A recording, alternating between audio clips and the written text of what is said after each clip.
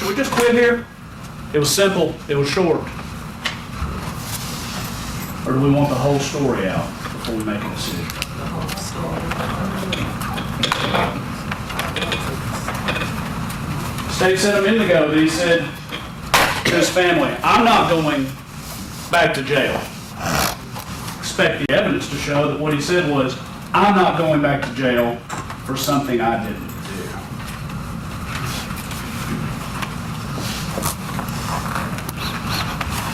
State said, well, to put forward some theme, some theory would be just disrespectful. Listen, this is a tragedy. The loss of these lives. Cecil Dotson Sr., Miss Marissa Williams, Hollis Seals, Miss Henry Roberson, Cecil Dotson II, Mario Dotson. And 3 other victims, these little children, hurt as well. This is a tragedy. And nothing I will say today will make that not true. No proof we could bring to you would make this less than a tragedy. But you know what? It will continue to be a tragedy. It'll be another tragedy unless this is solved. And unless you return the right verdict in this case, they will never solve this case. Because you haven't heard the whole story. You will, though. At the end of this case, the evidence will compel. The evidence will compel a verdict of not guilty. Let's set the scene. Let's talk about this. This scene involves so many people killed. The media is going berserk. Memphis Police Department is desperate to close this case. They are desperate to get somebody charged on this case. And while they are working through this desperation, they've got the cameras following them around. First 48 has got their cameras going, and they're recreating scenes of what has been done. Wear the same clothes that you wore the other day to recreate the scene. This kind of attention corrupts, it influences, it interferes with good, solid police work. Maybe that's why a lot of good, solid police work was not done. That is not for me to explain to you or answer for you, but it is to be answered.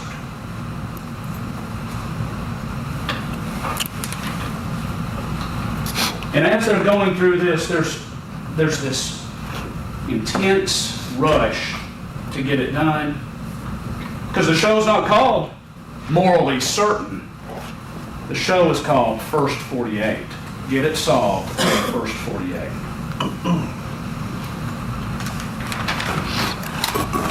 State says that this is a domestic violence assault, then the murder of witnesses, and an eyewitness.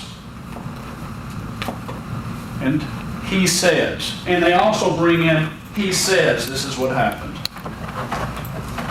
If only there were a way we could be certain of every word that was said. If only there were some technology that would allow that. Let's talk about the state. Jesse has just been released from jail. He was there when his family was killed. He was there. He hid. He's got a gun with no bullets. When he gets up, when they're gone, he gets up. Everybody's dead. Now, of course, the proof is that 3 children were not dead. But that fooled even the first responders, the police officers and the paramedics. They walked in upon these children, and one of them woke up and scared the officer. To all appearances, everybody on that scene is dead. He runs away. He lived through it. It was traumatic. He didn't tell anyone. I expect the evidence to show you that there are reasons for that. He has no reasons to trust the police. He certainly knows there are gangs to be afraid of. You're going to hear quite a bit of proof about that.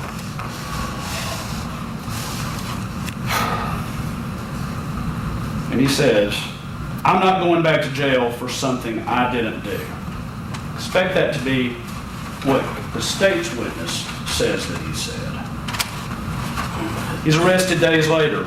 He's questioned for hours. This man has been through something traumatic. He is suicidal when they bring him downtown.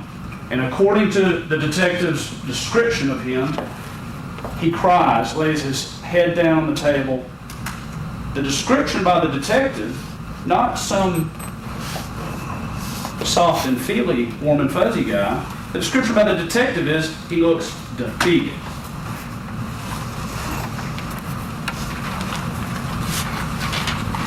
Now, you heard the indictments read earlier. This is when the trial begins. The indictment is an accusation. It has been read to you. And by his plea, not guilty, that now means there's a disagreement that you are to solve, that you are to decide. Here's kind of where we start with our theory. I like things orderly. I like for stuff to be in their place. I like to know where stuff is. It's not complicated. Let's use numbers. Let's use alphabet. One of those. I like to know where things are. But I've got two little kids in my home. They're 6 and 8. My idea of Mondays don't always work with their idea of Mondays. You ever seen kids doing puzzles on the dining room table? They can't ever just do a puzzle. Nicholas has got to be doing a puzzle and Rachel's got to be doing a different one. And what's the next thing that's going to happen? They're all swirled together. And who's going to get to pull them apart? Until you pull them apart, the puzzles won't match. The pictures won't match, but worse than that, the pieces don't match. There's a system to deal with it, but that's not what I'm here to fix. What we're going to see in this case is the state's puzzle, very simple. Maybe it's got 4 pieces. Domestic violence, killed the witnesses, what he says, and an eyewitness. 4 pieces.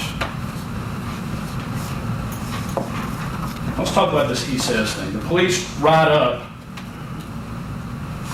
or let's just talk about their theory.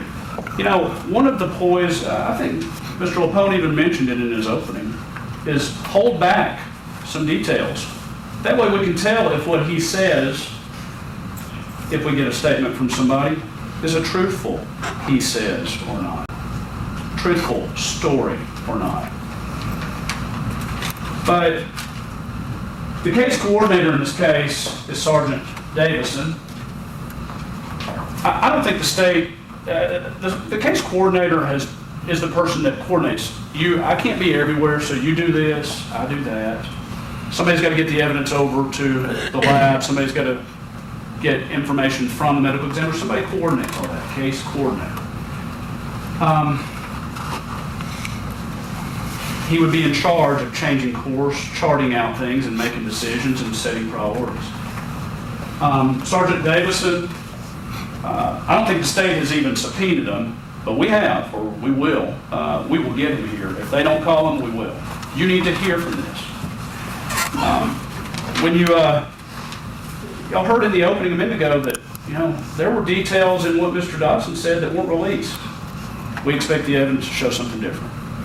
That both of those details were things that were told to the family. That were maybe released to the public, but I'm not sure of that. So the state's puzzle is those 4 things. I'm going to get to those 4 things and things I need you to watch for. And I apologize. I was taught by good lawyers to do openings and closings without notes. There is too much.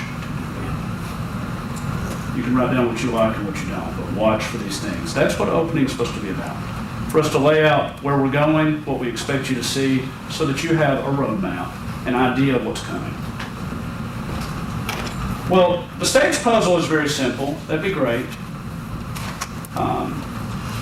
But what do you do when your theory doesn't match with the physical evidence? Do you change the physical evidence? No. That's not even how science works. You do experiments. If you have an idea of what you want to see, and then if it doesn't work that way, you change your theory. They're sticking to their theory. Same one from the beginning. Watch and see if the physical evidence will match. Look at the scene. What we've got is 6 bodies. Really 9. 6 people were killed, 3 very critically wounded. There's blood everywhere. The bodies are touching each other. There's stuff all over the place. There are what do you call them? Shell casings, bullet holes, and there's blood. It is a blood bath. Blood of all 9 people is on that scene. It's not all right next to each other, but it's all over the place. And so what they do is they investigate looking for blood spatter evidence. If you've ever stepped in a puddle and then you kept on walking, you're going to see little drops going out in front of where you've stepped next. It can happen in other ways too.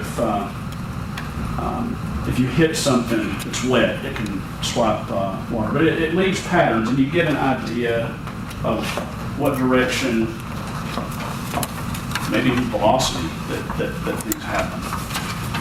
GSR, gunshot residue. Some of that testing was done.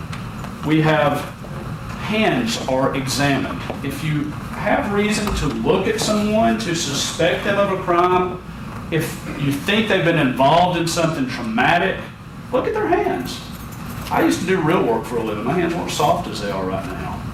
But if you go through something really traumatic, you will see marks from it afterwards. You can see it on the hands.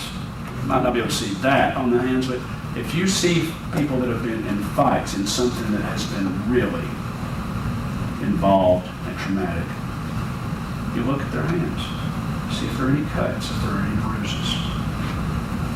They did that on some people, didn't do it on others, or didn't note what they did on others. But you're going to see a lot of pictures of this crime scene. I told you, it's easy to talk, it's harder to walk. This is going to be hard. Some of them are really pretty disturbing. The idea is for them to tell you a story. That cuts both ways. It does. When you look at this and you see this scene, and you've got a person that is alleged to have been through it, involved in it at every square foot of it, I guess you have to wonder, should we see some trace of blood spatter on that person? Should we see some blood, some DNA? Should we see cuts or bruises on his hands?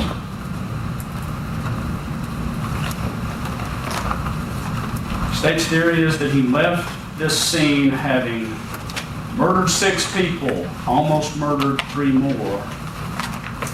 Expect the evidence to show we're talking about 3 or more guns, as many as 3 or 4 guns, as many as 3 knives, and the handles are never found there. The guns are never found there. So he left on this bicycle with 3 or 4 guns, with 3 or 4 knife handles. You're going to hear about the crime scene. That there on the crime scene, they found fingerprints that do not match any of the victims, that do not match Jesse Dotson, that do not match any of the attempted murder victims. Unidentified fingerprints. Stating it might have been a 3 count at most, that there's DNA testing. There was a huge amount of DNA testing done on this scene. And really, more than I've ever seen before, a stupendous amount of testing. Over 250 different samples were tested. It's a lot of money. Test even one at a time. 250 or more. None of them match Jesse Dotson. Lots of them match the victims. That is to be expected. Blood on the floor matches the blood of the person right next to it. Okay. None of that DNA matches Jesse Dotson. Several are matching to unidentified males. You will also hear about it. Now that's DNA. Excuse me, that's nuclear DNA. There's different kinds. You're also going to hear about, Mr. LaPone mentioned it in passing, that Shindry Roberson had three hairs upon her. Now, the state's theory is that those could just be there for some innocent reason. Well, we're going to get into that some. This is mitochondrial DNA. And one of those hairs can be traced to an Asian donor. Now, mitochondrial is not, that doesn't end the discussion. With mitochondrial, that DNA is passed from mother to child. So, if you've got a person who has distinctive features that are Asian, they might not look for all the world like they're Asian. It might be that their grandmother or great-grandmother was Asian and it got passed down from mother to mother to daughter to daughter to daughter to the donor. Two of the hairs are Caucasian distinctions and match each other. Now, the thing that's really distinctive about that you need to watch for is where they're found. The ones that have the Caucasian distinction are not matching to any of the victims, none of the 9 victims. They do not match Jesse Dotson. They're found in Shindry Roberson's blood, in her blood. Works kind of like a timestamp, doesn't it? I've been giving this example on the other side to clients for years. What, you mean they can bring me to court with just somebody pointing their finger at me? Yeah, some cases have a video. And on the video, they see the person stick their hand in the victim's blood. It's kind of like a timestamp. I've been using that for years to explain, look, some cases just are really strong. This one's really strong, but not for them. But not for them. It's really strong that someone was in that house close in time to the blood being spilled. Could it have been on the floor there for months? You know what? Maybe. That's not what the evidence will show. That is not the portrayal of how this house was kept prior to this bloodbath. And I also don't expect you to see any proof that lots of either Asians or Caucasians spent time in Cecil Dotson's house.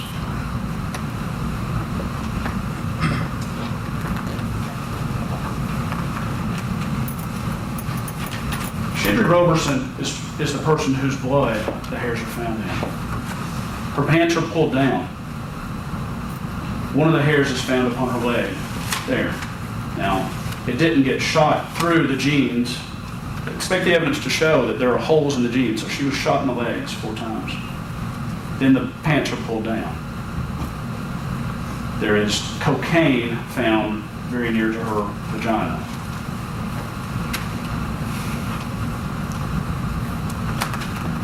And the hair is found in her leg.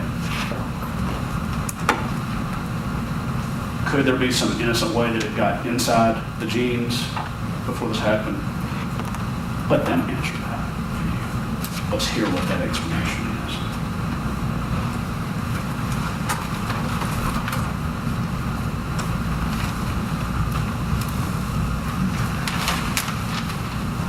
Which is quicker and easier?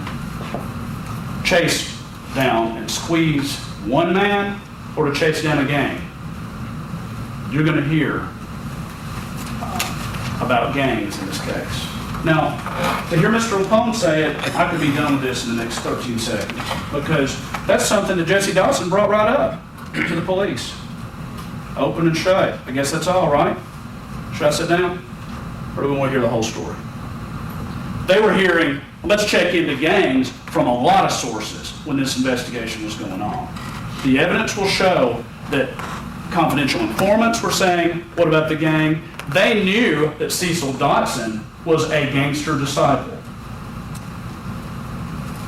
GDs, the origin is Chicago. They call themselves, when you ask them in places like courtrooms, growth and development, but on the street it's gangster disciples. One-on-one, they're not much, but in a group, they're thugs. Cecil Dotson had strong ties, was involved with the gangster disciples. They are organized, they are disciplined, and it's secret, and they are violent if they are either offended, if they are crossed, if you steal from them.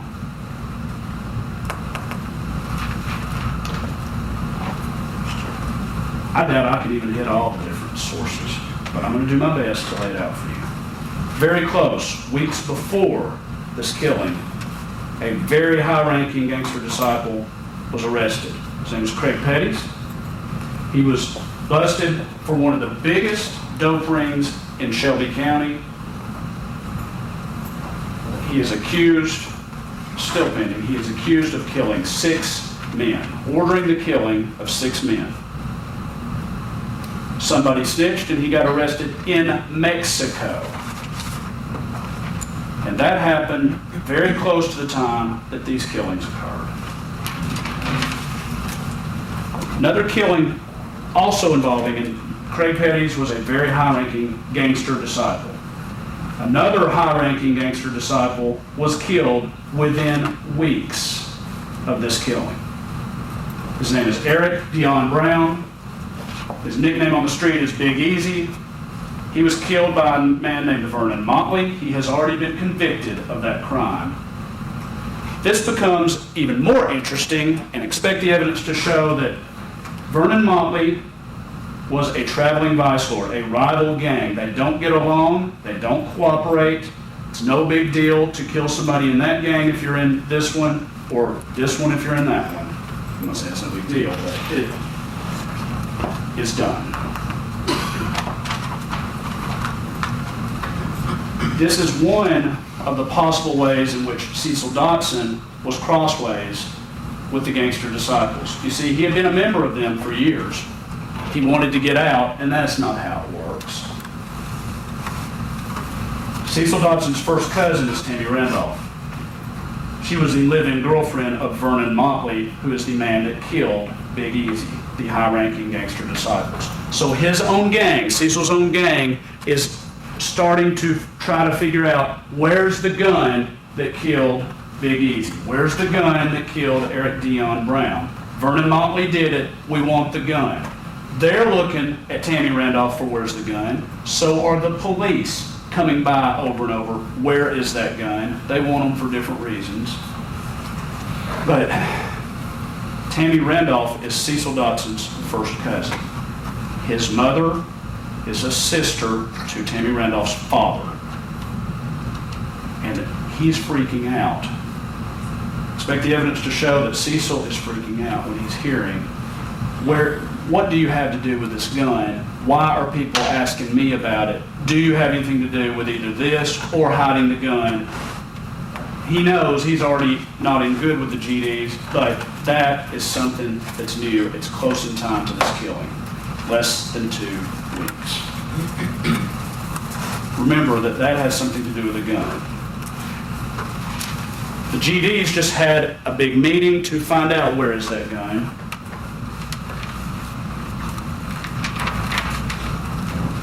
Close in time to this killing, Cecil told a man that he had crossed the gangster disciples. He had stolen a large amount of money from them. It's called fronting. You front money for dope. I give you so much money, you go buy dope, you bring me back my money and part of the profits. This is not a small loan. We're talking about $300,000. He takes the money, supposed to get dope, doesn't come back with money or dope. He told people that he had crossed them in that way. Evidence will show that he wanted out of the gang, but around Valentine's Day, not far at all from this, he had a falling out with, I think Mr. Lapone called Doc Holliday his friend. Doc Holliday is a high-ranking gangster disciple. Cecil was friends with him and friends with Fred Frank. I call it his real name is Tim Williams.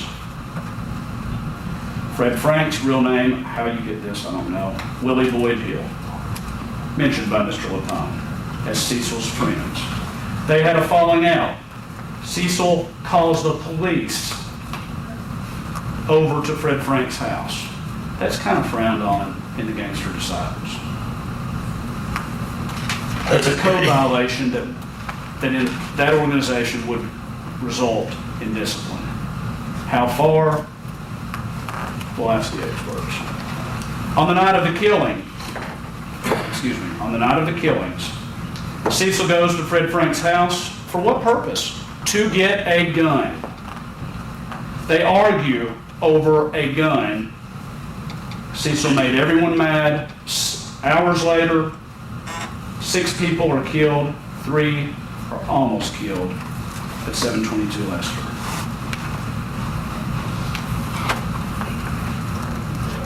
So what do we do? We've got a difference. They've accused Jesse Dotson of killing all these people. You have to make the decision which one to believe. Well, let's go to one other piece of information. I want you to see this for a second, the gang chart.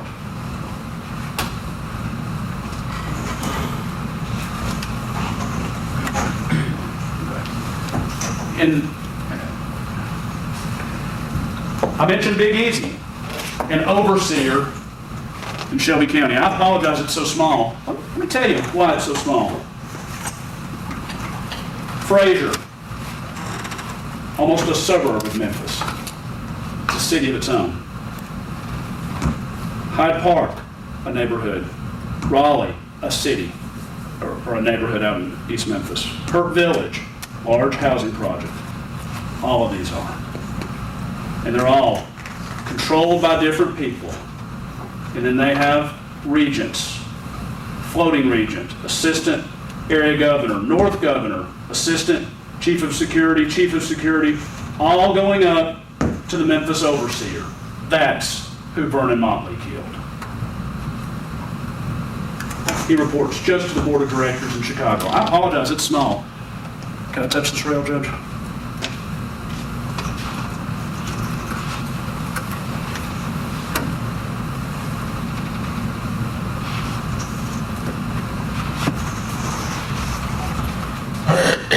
My technology is really not as fancy, is it?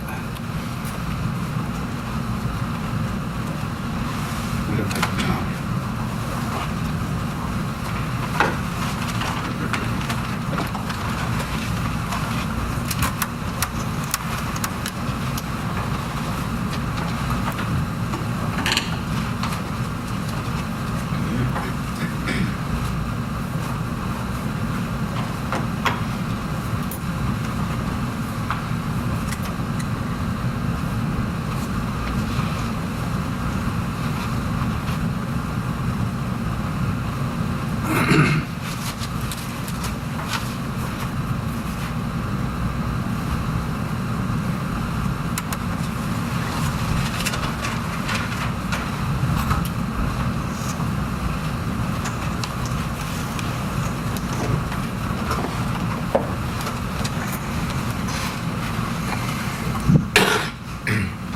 Sum it up, there's not people to jack around with. The evidence will show that's what Cecil Dotson did.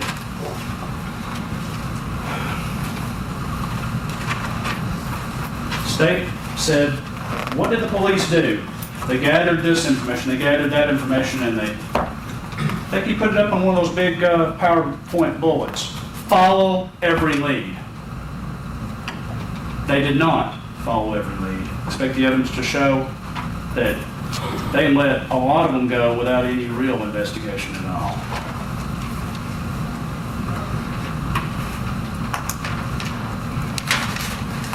What's the other piece of the state's puzzle? The eyewitness. Excuse me.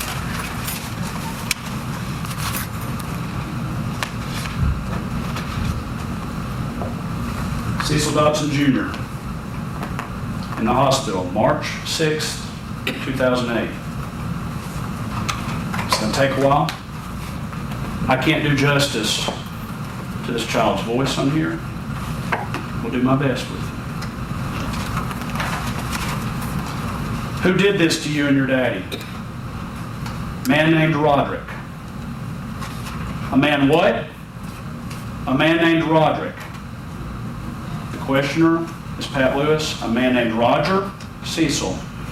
In parentheses it says affirmative. Who else? The answer from Cecil. He got on down. Huh? Got on down.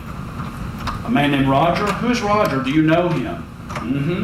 In parentheses, affirmative. Who is he? Got on down. He got on down? Yeah, he got on down. Is Roger some kin to you or he's not? Cecil. He's some kin to me.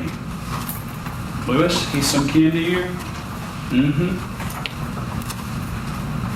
Well, who is his mama? Who's Roger's mama, Cecil? You're falling asleep on me again. Does Roger have children? No response. This time it says negative. Roger doesn't have any children. Cecil? No. Is Roger have a girlfriend or is he married or something? Or it says negative. Does he have a mama or a daddy? Yeah. Who is his mama or his daddy? Mama named Harissa. Harissa, and Cecil says Harissa. Harissa, what's his daddy's name? Darissa.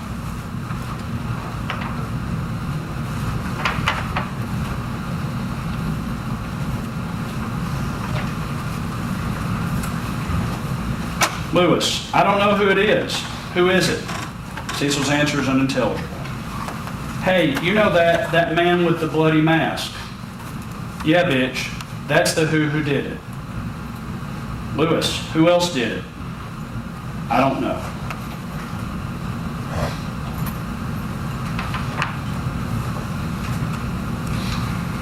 Can I ask you something else about Cassandra? Because I don't know who she is either. I'm still asking what the police officer told me to ask you, okay? It's Pat Lewis. Cecil's answer, goddamn. Lewis, did something bad happen to Cassandra? Unintelligible. What happened to her? Somebody shot her. Lewis, somebody shot her? With what? Cecil makes no response. How'd they shoot? Where'd they shoot her at? Cecil, you gonna ask me where they shot at? Lewis, I asked you if Cassandra knocked on the door. You never did tell me. I don't know what you said. Did she knock on the door? Cecil, yeah, bitch, yeah. Lewis, was somebody there with her? No, bitch, no. And who let her in? My family, bitch, yeah. Your family let her in? What happened when she came in? You say she went to the bathroom? Affirmative. Yeah? Cecil, she had to go real bad.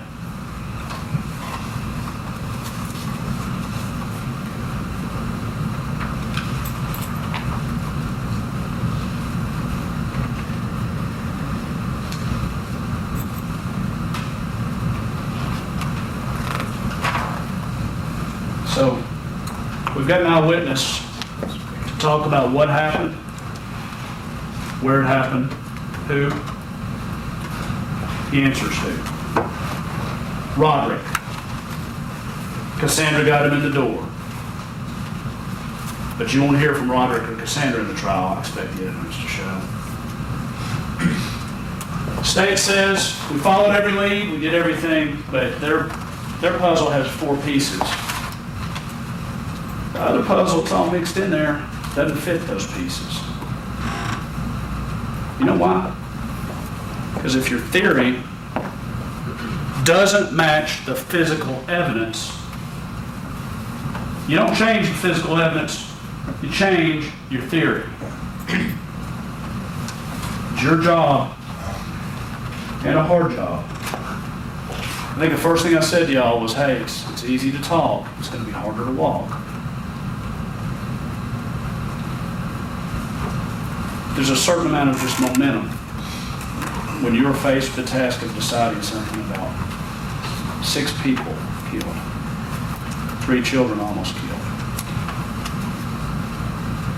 But the proof, required is the same. They have to prove their case beyond a reasonable doubt and to a moral certainty.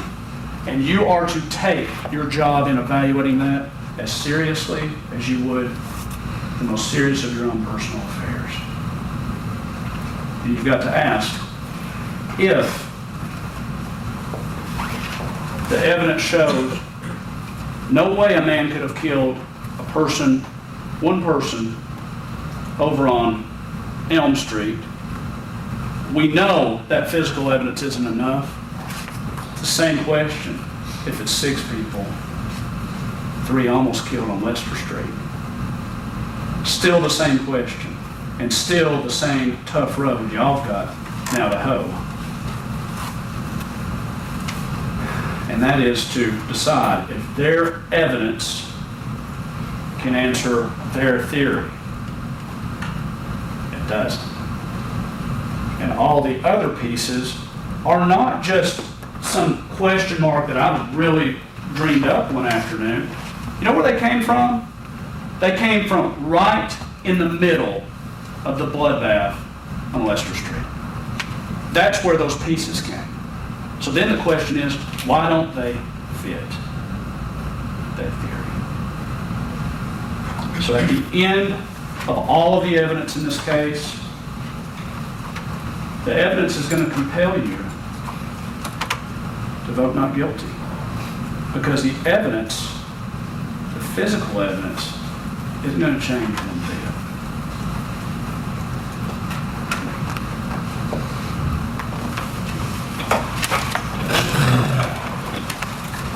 All right, ladies and gentlemen, before we get started on the proof, I think we're going to break for lunch. So